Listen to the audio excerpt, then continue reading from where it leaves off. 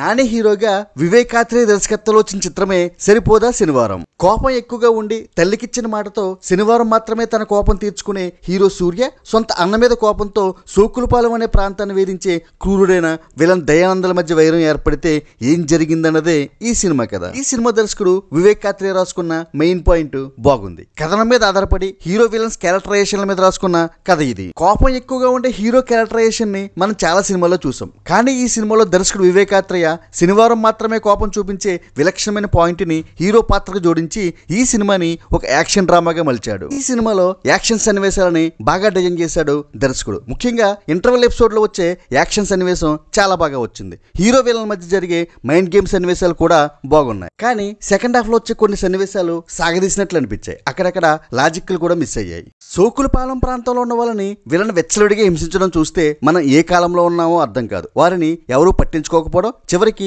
వారు గెలిపించుకున్న కార్పొరేటర్ కూడా అండగా నిలబడకపోవడం లాజిక్ అందని విషయం. అజయ్ ఘోష్ కొడుకు పాత్ర హీరోపై రివెంజ్ తెచ్చుకోకుండా వదిలేయడం అంత కన్విన్సింగ్ గా అనిపించదు. క్లైమాక్స్ లో హీరో పాత్రకి ఎలివేషన్ ఇవ్వడం కోసం సాయి కుమార్ పాత్ర ఎంట్రీ ఇవ్వడం వంటి సన్నివేశాలతో క్లైమాక్స్ లెంగ్తీగా అనిపించింది. ఈ సినిమా చూస్తుంటే క్లాస్ డైరెక్టర్ అయిన వివేక్ ఆత్రేయ మా సినిమా తీస్తూ తనలోని క్లాస్ యాంగిల్ ని వదులుకోలేకపోయి అనిపిస్తుంది. అక్కడక్కడ కొంచెం తడబడిన వివేక్ ఆత్రేయ ఈ సినిమాని పర్వాలేదనిపించేలా తీసాడని చెప్పొచ్చు. ఈ సినిమాలో హీరో నాని, ఎస్జే సూర్య ఇద్దరు పోటాపోటీగా నటించారు. నానిలో యాక్షన్ యాంగిల్ ని మరో రేంజ్ లో చూపించిన చిత్రం ఇది. నాని యాక్షన్ సన్నివేశాల్లో బాగా కష్టపడ్డాడు. లుక్స్ పరంగా కూడా బాగున్నాడు.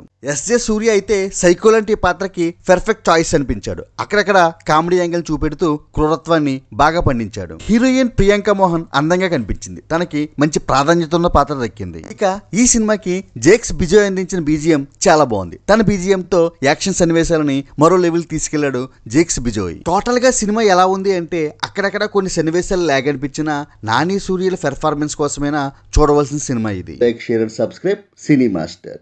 Thank you. మీ కృష్ణారెడ్డి.